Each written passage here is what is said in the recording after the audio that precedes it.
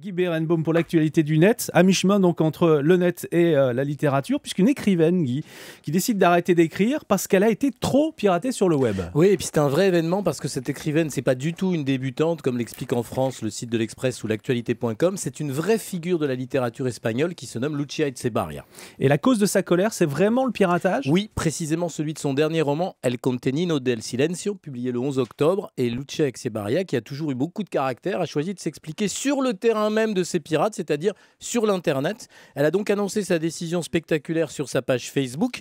Étant donné que j'ai découvert aujourd'hui que plus de copies de mon livre ont été téléchargées illégalement que vendues, j'annonce officiellement que je ne publierai pas de nouveaux romans avant longtemps. Suite à ce coup de sang, elle a dû s'expliquer dans les médias. Elle explique au Guardian anglais que l'Espagne est l'un des 3 pays où l'on compte le plus de téléchargements illégaux avec la Chine et la Russie. Alors sur le web, sur sa page Facebook notamment, la nouvelle passe plutôt mal. Il y a les internautes qui expliquent, et c'est légitime, qu'ils n'ont pas assez d'argent pour s'acheter son dernier roman. Il vaut quand même 21,60 €, j'ai été vérifié.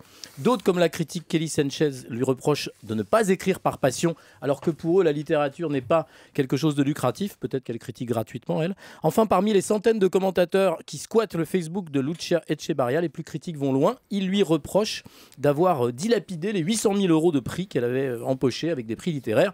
Autant de commentaires qui ont eu pour conséquence de la braquer, et elle se défend en assénant à tous ses lecteurs sur Facebook une sentence polémique: la culture n'a jamais été gratuite.